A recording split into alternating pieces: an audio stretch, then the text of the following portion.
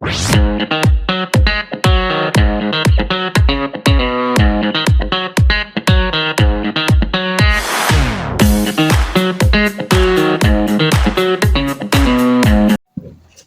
वालेकुम, मैं हूं मौजूद अंसारी और जैसा कि मालूम है मेरे देखने वाले सुनने वालों के ऊपर और इस व्लॉग को करने जा रहे हैं हमारे साथ आज हमारे जो गेस्ट है बहुत ज़बरदस्त, बहुत प्रोफेशनल होस्ट प्रोड्यूसर है। इनके बारे में मैं अब खुद कुछ नहीं कहूँगा, हम इनके साथ एक छोटा सा व्लॉग करेंगे, उसमें हम इनकी जर्नी को कवर करते रहेंगे। तो जुड़े रहिए मेरे चैनल के साथ और देखते रहिए। Thank you.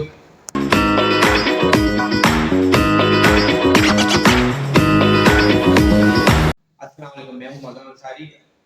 हम करने जा रहे हैं ज़बरदस्त सा व्लॉग। हमारे साथ आज हमारी बहुत प्यारी सी गेस्ट किसी तारीफ का मोहताज नहीं, सैयदा बुशरा ज़ैदी। इनके बारे में देखने वालों को, सुनने वालों को, पसंद करने वालों को मैं ये थोड़ा सा इनका बैकग्राउंड बता दूं कि ये बहुत ज़बरदस्त काम कर रही है। ये as a host, as a producer Venus Entertainment के ऊपर चल रही हैं और बहुत ज़बरदस्त काम कर रही हैं। अस्सलाम वालेकुम, क्या हाल है मैडम? सलाम।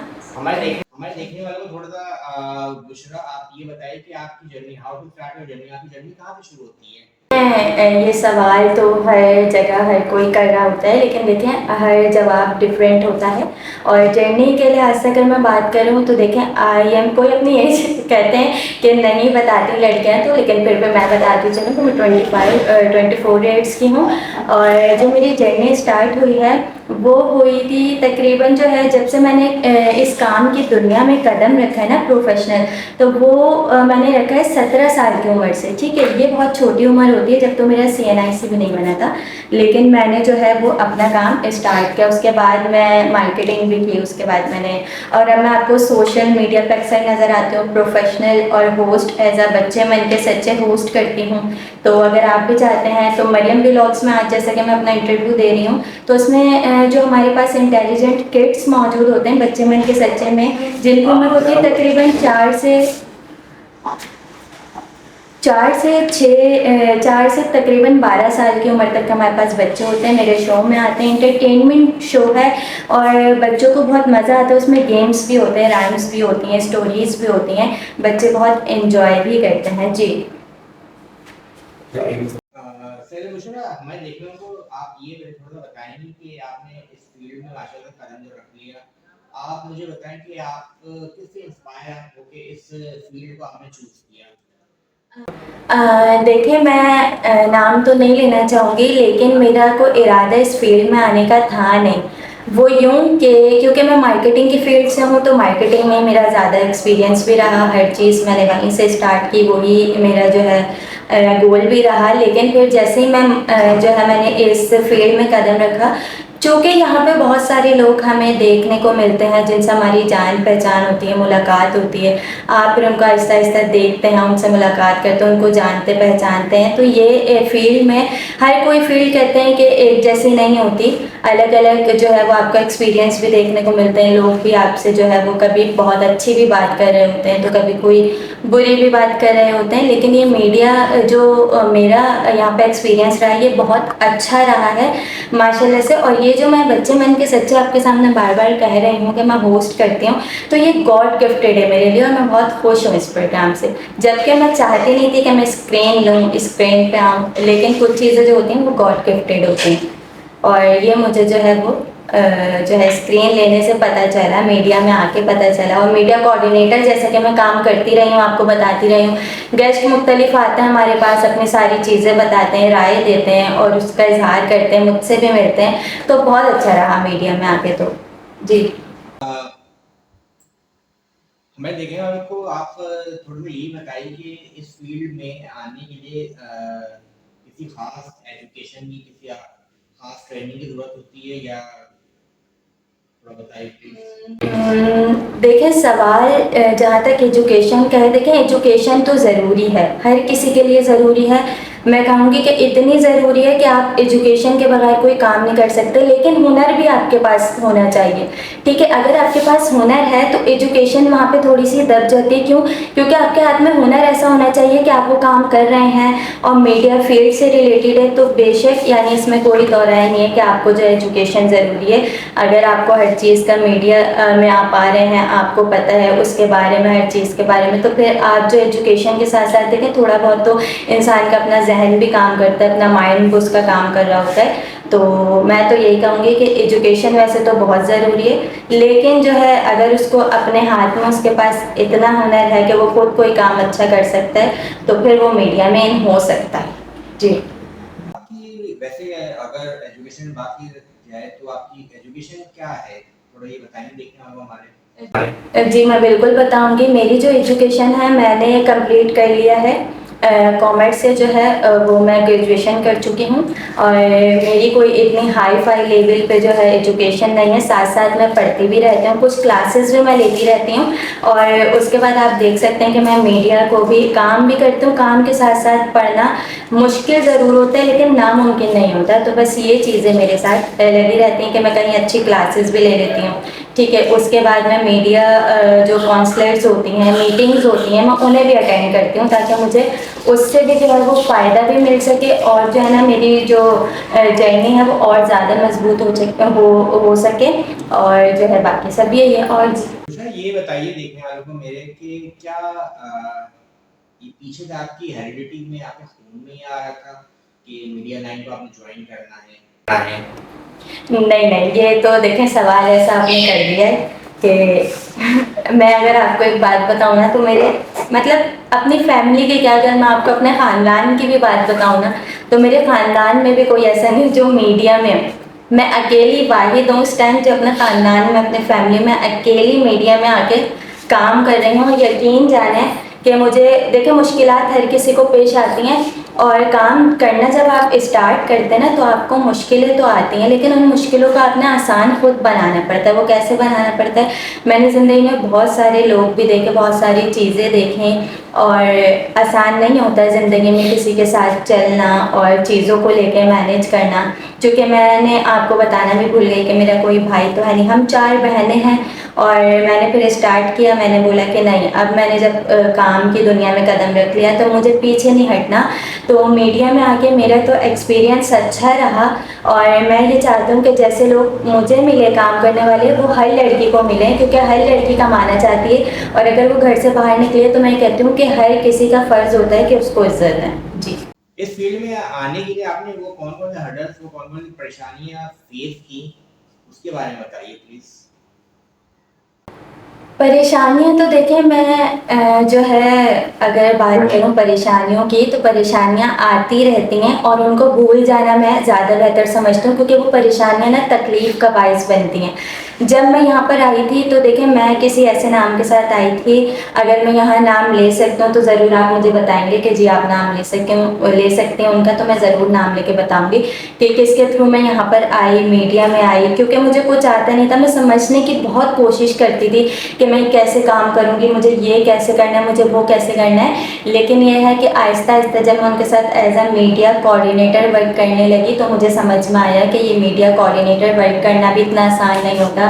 किसी को बुलाना घर से चैनल तक, स्टूडियो तक, या जहाँ भी आप उसको बताना कि आपको कहाँ बुलाया जा रहा है, कैसे बुलाया जा रहा है, क्यों बुलाया जा रहा है, आसान नहीं होता। सारी चीज़ें होती हैं, और अगर आपने नहीं बुलाया तो क्यों नहीं बुलाया, इस तरह की बहुत सारी चीज़ें, मुश्किलात आती हैं, जो एक वक्त में हम सोचते हैं कि अब दिल नहीं करता कि अब मैं कल से इस जगह को ज्वाइन करूँ, यहाँ जाऊँ।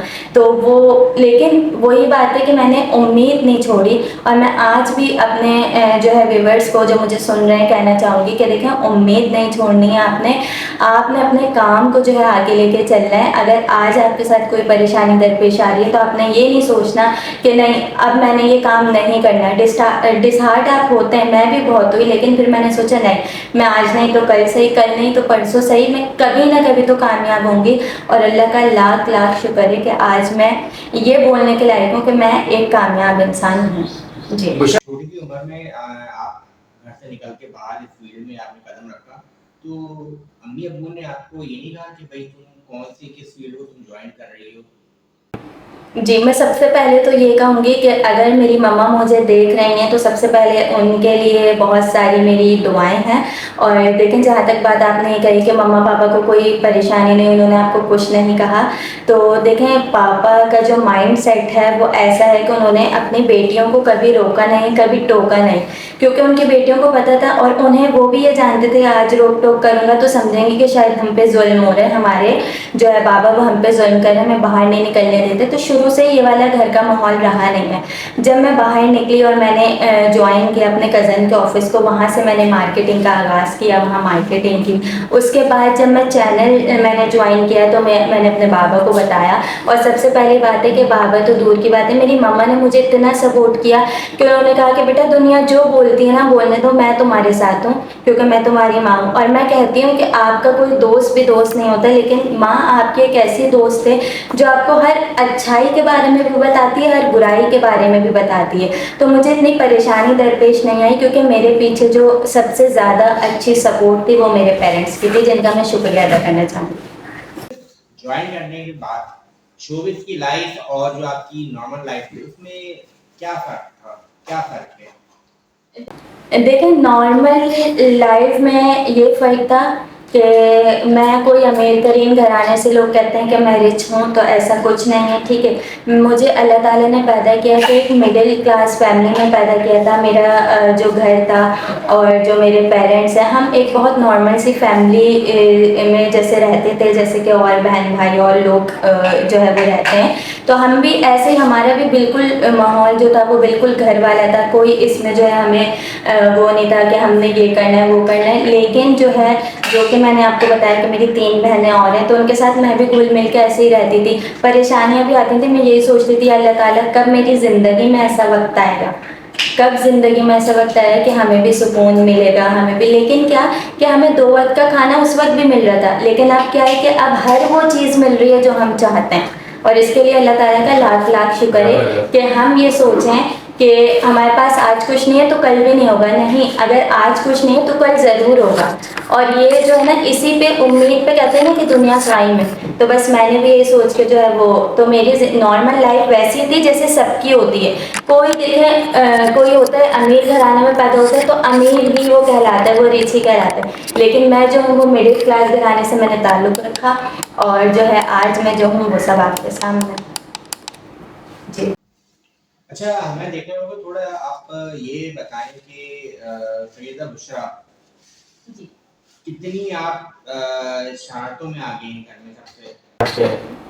देखिए, मैं बहुत चुलबुली हूँ, मैं इतनी शरारती हूँ, लेकिन कुछ लोग जब मुझे बाय फेस देखते हैं ना तो कहते हैं कि यानी कि आपके फेस पे ना वो चीज़ नहीं है, आपके फेस पे जो है ना वो सीरियस जो है ना वो आता है लुक कि आप बहुत सीरियस हैं, आपको कोई बहुत परेशानी है। लेकिन ऐसा कुछ भी नहीं है। मैं बहुत जो है जॉली टाइप की हूँ, मैं बहुत मजाक अपने घर में सबसे ज़्यादा मैं मजाक करती हूँ। इवन कि मेरे घर वाले अक्सर मुझे कह रहे होते हैं कि भाई अल्लाह का वास्ता है कि अब ये मजाक छोड़ दो, अब चुप हो जाओ। कोई सोचता नहीं होगा कि आप प्रोफेशनल लाइफ में ऐसी हैं और आप घर में ऐसी हैं। तो वो ये उनका ये फीडबैक होता है मेरे लिए। ये बताइए कि इस फील्ड में मैंने नोट किया कि जब लड़कियां आगे आती हैं तो खाला फुप्पो वगैरह या मामू ये जो है ना काफ़ी स्टेक होके आपसे बात कर रहे होते हैं, तो इस पे ये चीज़ें आपने भी फेस की? देखिए, ये चीज़ें मैंने जब फेस की थी, जब इंसान के पास कुछ नहीं होता ना तो उसके अपने, चाहे आप मैं यहाँ पॉडकास्ट पे बैठी हूँ, मुझे लोग देखने वाले देख रहे होंगे, मेरे ख़ानदान वाले भी देख रहे होंगे, तो मुझे इससे फ़र्क नहीं पड़ता क्योंकि मैं कहती हूँ कि जो ज़िंदगी की हकीकत है ना वो आपको बयान करनी चाहिए। और वो ये है कि जैसे नानी है, खाला है, तो देखें खालाएँ तो बहुत सारी जगह ऐसा होता है कि वो आपका साथ देती हैं, ठीक है, वो कहती हैं कि नहीं। लेकिन जहाँ फुप्पो और ऐसे चीज़ों की बात आ जाती है तो वहाँ मैं ये कहना चाहूँगी कि मुझे ऐसी कोई परेशानी नहीं हुई। क्योंकि जैसे कि मैं ये बोलना चाहूँगी आपसे कि लोग कहते हैं कि ख़ानदान वाले जलते हैं या ये है या वो है, तो हमें उस वक्त कोई अगर नहीं पूछ रहा कि जब हमारे पास कुछ नहीं, तो आज अल्लाह का लाख लाख शुक्र है कि शोबिस इंडस्ट्री से ताल्लुक़ रखते हुए भी आज मुझसे लोग ऐसे मिलते हैं, चाहे मेरी पुप्पो हो गई, चाहे मेरी मामी हो गई या मामू हो गए, कि बिस्मा नहीं आई। अगर मैं कहीं नहीं जाऊँ तो वैसे तो मैं बुशरा ज़ैद हूँ लेकिन माई निक नेम इज़ बिस्मा, तो वो कहते हैं कि बिस्मा नहीं आई, यानी कि आपकी जो है वो वैल्यू बढ़ जाए। मैं अपने अपने देखने वालों को, सुनने वालों को, पसंद करने वालों को यहाँ पे आपकी बात को थोड़ा सा कट कर रहा हूँ।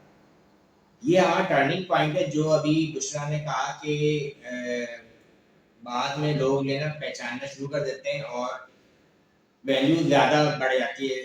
तो आपके ख्याल में हर कामयाब शख्स जब हो जाता है तो उसके पीछे उसकी दुनिया पूरी आ जाती है, और जब वो नाकाम रहता है उसके पीछे कोई नहीं खड़ा होता। ये बात सही है? नहीं होता। और मैं यहाँ पे आपको ये बात बिल्कुल आपकी 100% सही है कि जब आपके पास कुछ नहीं होता तो कोई भी आपके साथ नहीं होता सिवाय माँ बाप, ठीक है। क्योंकि मैं बेटे की बात यहाँ यूँ करूँगी कि मेरा कोई भाई नहीं है, तो हमें बहुत सारे स्ट्रगल यूँ भी पेश आए कि जब मेरी मम्मा को सुनना पड़ता था कि फिर बेटी है, फिर बेटी है, फिर बेटी है। तो देखिए, बेटी बुरी नहीं होती, बेटी चाहे तो बहुत कुछ कर सकती है। जैसे मैं एक बेटी आपके सामने बैठी हूँ, मैं आपकी बेटी हूँ, ठीक है। और मेरे जैसी और भी बहुत सारी बेटियाँ होंगी जो चाहती होंगी कि वो अपने पेरेंट्स को सपोर्ट करें। तो ऐसी बहुत सी गर्ल्स जो बाहर निकलती हैं, और हर कामयाब इंसान के पीछे कहते हैं कि एक औरत का हाथ होता है। तो देखें, ये वाली मिसाल अलग हो जाती है और ये मिसाल अलग हो जाती है कि आप जो है कामयाब हो रहे होते हैं ना, तो आपके पीछे लोग होते हैं, ठीक है। और अगर कोई यहाँ पे, मैं एक चीज़ और भी आपसे बयान करना चाहूँगी कि जो लोग डिप्रेशन का शिकार होते हैं वो आपसे बात करना चाहते हैं, लेकिन आप क्या करते हैं, आप उनको इग्नोर करते हैं। और इग्नोर क्यों करते हैं कि मतलब ये डिप्रेशन, ये अब हमारा दिमाग खाएगा, इसके साथ हम क्या करेंगे, अब हम इससे क्या बात करेंगे। तो देखिए, ऐसा नहीं है, वो इंसान आपसे डिप्रेशन को दूर करने के लिए आपसे बात कर रहा होता है। अभी आपके सामने 2-3 वाक़यात इस तरीके के गुजरे हैं कि लोग कहते हैं कि डिप्रेशन का शिकार होंगे और इस तरह से उनके साथ ये हो गया, उनको किसी ने पूछा नहीं, उनको किसी ने देखा नहीं, महीनों महीनों उनकी खबर नहीं ली।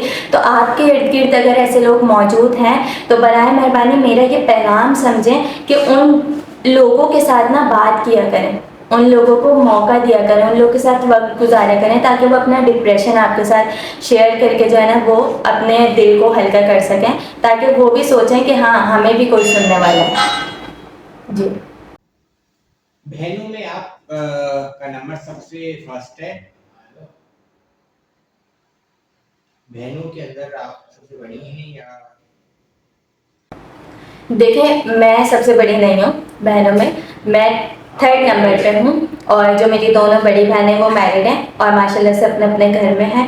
3rd नंबर पे मैं हूँ और मैं माशाल्लाह से, मेरी कोई भी बहन मतलब शोबिस से नहीं है, लेकिन मैं एक वाहिद, मैंने आपको बताया कि अपने ख़ानदान में और अपनी फैमिली में वाहिद वो मैं लड़की हूँ जो लोग मुझे स्क्रीन पे भी देख रहे होते हैं, और जो है ऑन जो है ऑफ कैमरा भी मैं बहुत सारे काम देख रही होती हूँ एज अ मीडिया कोऑर्डिनेटर, और एज अ होस्ट आप मुझे स्क्रीन पे देखते हैं। तो मैं 3rd नंबर पे हूँ और मुझ में ये हौसला ये कहाँ से आया, ये लोगों की बातों से आया। मैं आपको खुद बताऊँ तो ये लोगों ने मुझे जो है इतना हौसला दिलाया है कि जब मैं लोगों की बातें सुनती थी ना कि मतलब ये बेटियां ये कुछ नहीं कर सकती, तो यकीन करें कि मैंने उस दिन से ये सोच लिया था कि नहीं, मुझे कुछ करके दिखाना है, मुझे कुछ बन के दिखाना है। और आज माशाल्लाह से मेरे मामा पापा को मुझ पर फ़ख्र होता है कि उनकी बेटी है, लेकिन वो मुझे हर जगह ये कहते हैं कि अब ये हमारा बेटा है। और अब मेरी जब शादी हो जाएगी दिसंबर में, तो वो सबसे ये कहते हैं कि हमारे घर से जो है बेटा जो है वो रुखसत हो जाएगा। बेटी रुखसत होती ना, वो ये कहता है हमारे घर से बेटा रुखसत हो जाएगा।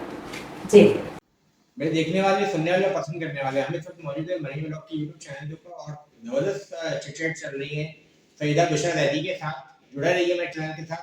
अच्छा सईदा बुशरा, आप जैसे कि होस्ट हैं मीनास एंटरटेनमेंट के प्रोग्राम का, एक प्रोग्राम है इनका बच्चे मन के सच्चे, जी जी बिल्कुल, उसका आप होस्ट भी कर रही हैं और प्रोड्यूस भी आप ही कर रही हैं। बिल्कुल उसको अच्छा, तो हमारे देखने वालों को, पसंद करने वालों को इस प्रोग्राम के बारे में थोड़ा बताइए कि हाउ, मतलब इस प्रोग्राम में अगर वो उनके बच्चे आना चाहते हैं, अटेंड करना चाहते हैं, तो क्या प्रोसीजर है, क्या है, थोड़ा बेनिफिट बताइए और कैसे हम इसको ज्वाइन कर सकते हैं।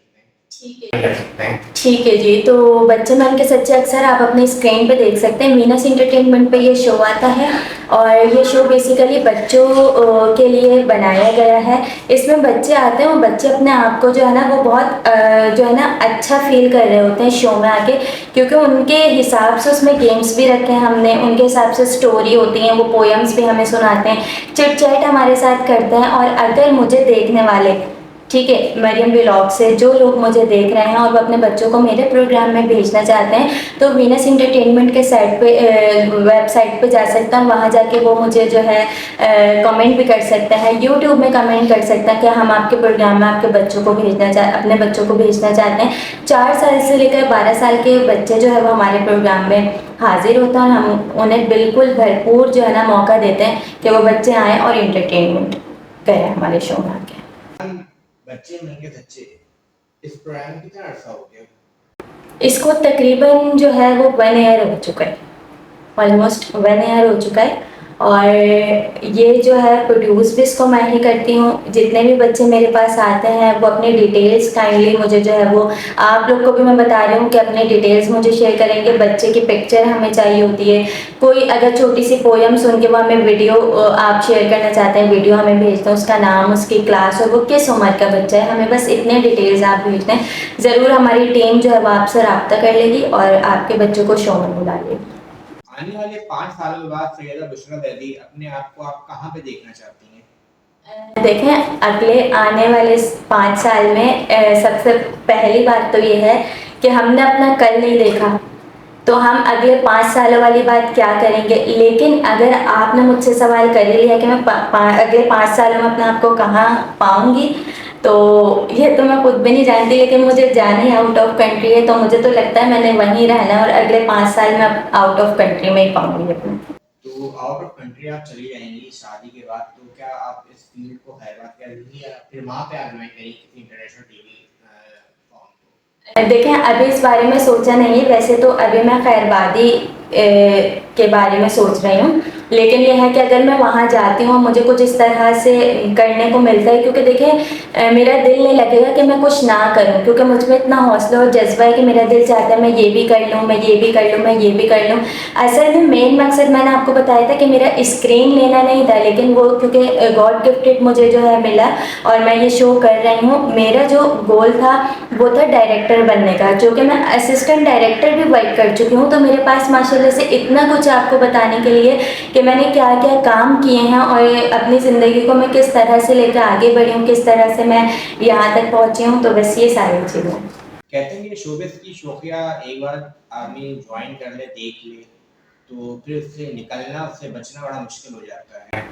बिल्कुल ऐसे ही है। देखिए, मैंने ये सोचा है कि अगर निकलना और बचना, जो भी जिस तरह आपने मुझसे पूछा कि बहुत मुश्किल काम है, लेकिन मैंने ये सोचा है कि इन केस अगर मैं यहाँ पर आऊँगी अपनी जो है छुट्टियों में या अपने पेरेंट्स से मिलने के लिए, तो जो भी होगा मैं एज अ गेस्ट अपीयरेंस ज़रूर शोज़ को जो है ना वो अपनी ज़िंदगी में इंक्लूड रखूँगी कि मैं as a guest appearance shows में जाऊँ और मीडिया के साथ जो है वो जुड़ी रहूँ।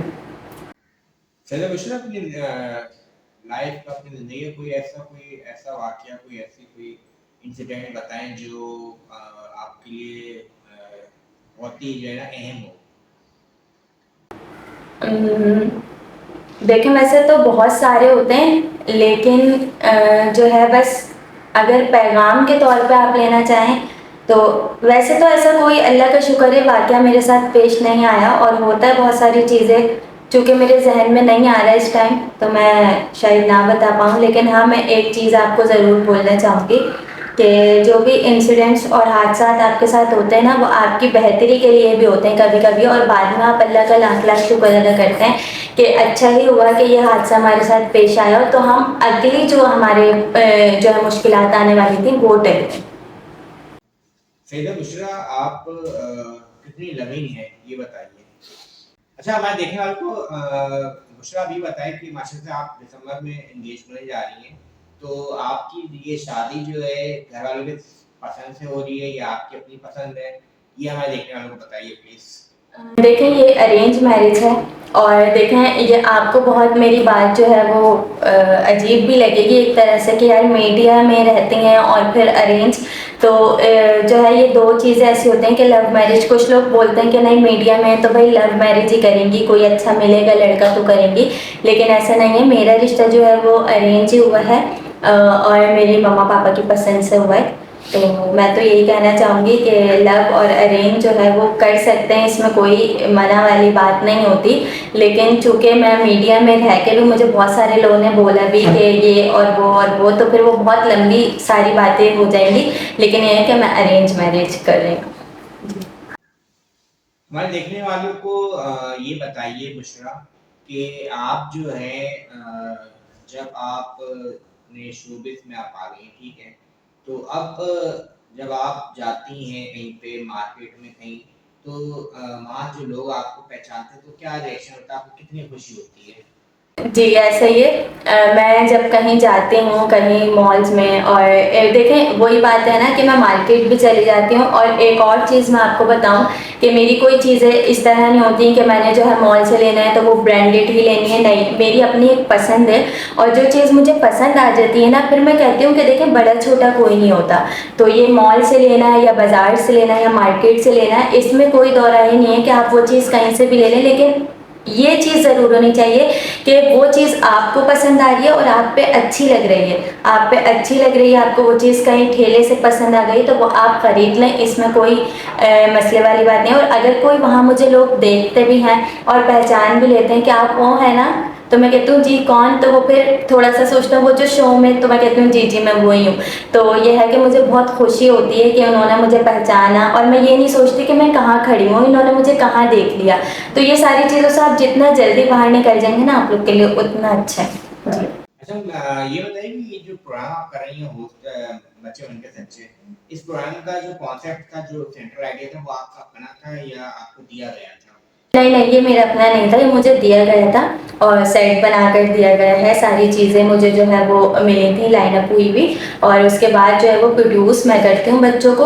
और ये है कि बस जो है कंटेंट कभी कभी मेरा मतलब अपना होता है कि कंटेंट में मुझे क्या चीज़ें इसमें ऐड करनी है, क्या चीज़ें निकालनी है, वो सारी चीज़ें मैं खुद अरेंज करती हूँ। और फिर उसके बाद एक शो जो है वो आप लोग को जो मतलब मिलता है स्क्रीन पे, तो ये इतना आसान नहीं होता। मेरी टीम जो मेरे पीछे काम कर रही होती है वो भी बहुत मेहनत करती है, और उसके बाद जाके आप जो है वो स्क्रीन पे 1 घंटे का शो देख पाते हैं। जी। आज बुशरा दीदी आप हमारे साथ इस पॉडकास्ट में मरियम व्लॉग्स यूट्यूब चैनल पर मौजूद हैं। आज से पहले आप और कितने पॉडकास्ट में इंटर हो चुकी हैं? देखें, अगर मैं आपको सच बताऊं ना, तो ये पॉडकास्ट फर्स्ट है, ठीक है। और मैं ज़्यादातर टेलीविज़न जो है सैटेलाइट टेलीविज़न पे मैंने अपने इंटरव्यूज़ दिए हैं, और आप मुझे जो है वो टीवी चैनल्स पे देख सकते हैं। तो तकरीबन अब मुझे याद भी नहीं है कि मैं कितने जो है वो टीवी पे अपने ऑडिशन क्या कहते हैं इंटरव्यू दे चुकी हूँ। तो ये पॉडकास्ट मेरा पहला है जो मैंने जो है आपने मुझे इन्वाइट किया, और मैंने यहाँ अपनी सारी बातें आपसे जो है वो की। हमारे देखने वाले, सुनने वाले, पसंद करने वाले हमारे नाजरीन जो है सिर्फ और सिर्फ पाकिस्तान में इस यूट्यूब चैनल मनी ब्लॉग्स को नहीं देखते, पाकिस्तान, श्रीलंका, बांग्लादेश, नेपाल में देखने वाले हमारे मौजूद हैं। आप हमारे इस यूट्यूब चैनल के रेफरेंस से मनी ब्लॉग्स के प्लेटफॉर्म के जरिए हमारे देखने वाले व्यूअर्स को कोई मैसेज देना चाहेंगी? जी, मैं बिल्कुल ये मैसेज देना चाहूँगी कि जैसे कि मैंने आपको बताया कि एक लड़की अगर घर से बाहर निकलती है, मैं ज़्यादातर फोकस इस चीज़ पे करती हूँ क्योंकि आजकल हमारे यहाँ की बहुत सारी लड़कियाँ जो बाहर निकलने से घबरा रही होती हैं, लेकिन उसी दौरान बहुत सारी लड़कियाँ ऐसी भी हैं जो बाहर निकलती हैं अपने जो है चीज़ों के लिए, अपने ज़रिए माश के लिए, लेकिन उनको इतना तंग कर दिया जाता है कि वो फिर घर में बैठ जाते हैं कि हमारे लिए ये जगह सही नहीं है। देखें, जगह कोई भी सही नहीं होती, लेकिन इंसान को खुद सही होना चाहिए, पहली बात ये है। और बाकी ये मैं कहूँगी कि जो और अपने बच्चों की ऐसी तरबियत करें कि वो बड़े होकर जब कहीं बाहर जाएं तो वो कोई ऐसा काम ना करें जिससे पेरेंट्स को डर लगे।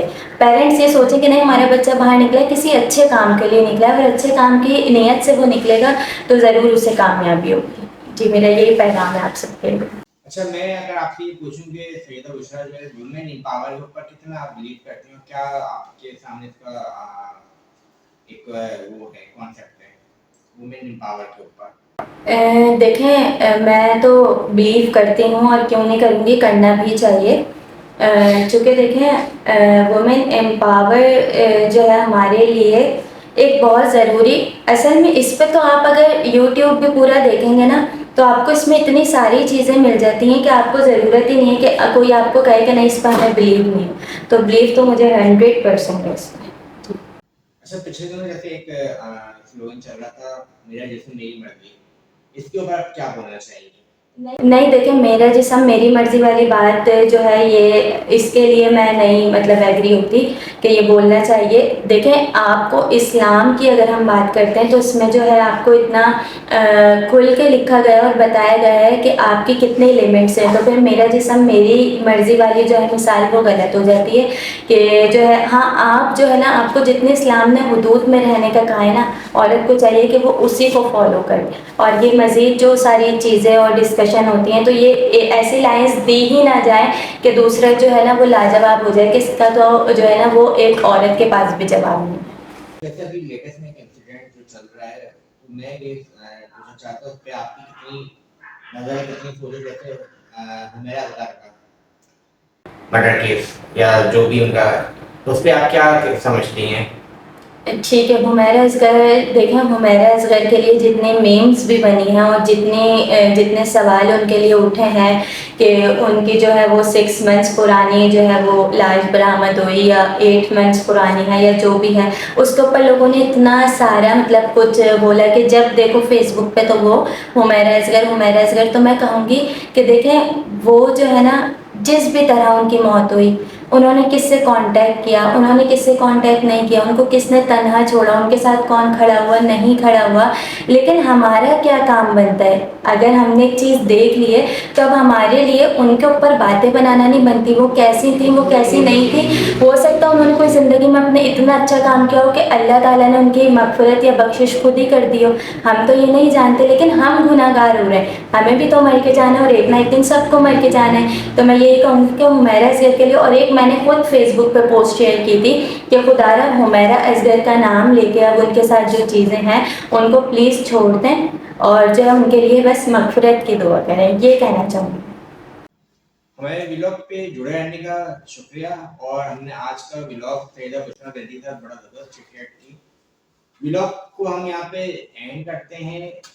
मुझे आप थोड़ा-सा ये बताएँ, आप हमें देखने वालों को इस चैनल के रेफरेंस से, यूट्यूब चैनल मनी व्लॉग के प्लेटफ़ॉर्म के ऊपर, आप जो नए लोग हैं जो इस फील्ड में आना चाहते हैं, न्यूकमर्स, उनको आप क्या मशवरा देना चाहेंगी? मैं देखिए यही मशवरा देना चाहूँगी कि आप आएँ, आपको काम नहीं भी आता ना, और अगर आप सोचते हैं, और जो लोग ये कहते हैं कि मीडिया फील्ड बहुत बुरी है, तो देखें, हर फील्ड को हम जो है ना वो ऐसे ही कह सकते हैं कि जो है वो बुरी है, फलां चीज़ बुरी है, ये वाली फील्ड बुरी है। हम सबको सब कुछ कह सकते हैं, लेकिन मैंने सबसे पहली बात ये की थी, इंसान को खुद ठीक होना चाहिए। आप खुद सही हैं, आप आएँ, आप देखें मीडिया में क्या हो रहा है, आपको समझ में आता है कि हम इस मीडिया फील्ड में काम कर सकते हैं, हमारे अंदर इतना हौसला है, हमारे अंदर इतनी हिम्मत है, ताकत है। आप बिल्कुल आएँ, यहाँ काम करें, देखें और इस काम को समझें, और फिर आप आगे का जो आपकी मंजिल है वो खुद ही आसान होगी और आप कामयाब भी होंगे। Thank you very much Syeda Bushra Zaidi. हमारे व्लॉग के साथ जुड़े रहने का शुक्रिया। अपना बहुत ख्याल रखिएगा। मिलते हैं फिर एक नए व्लॉग के साथ। जब तक के लिए इजाज़त। पाकिस्तान जिंदाबाद। शुक्रिया।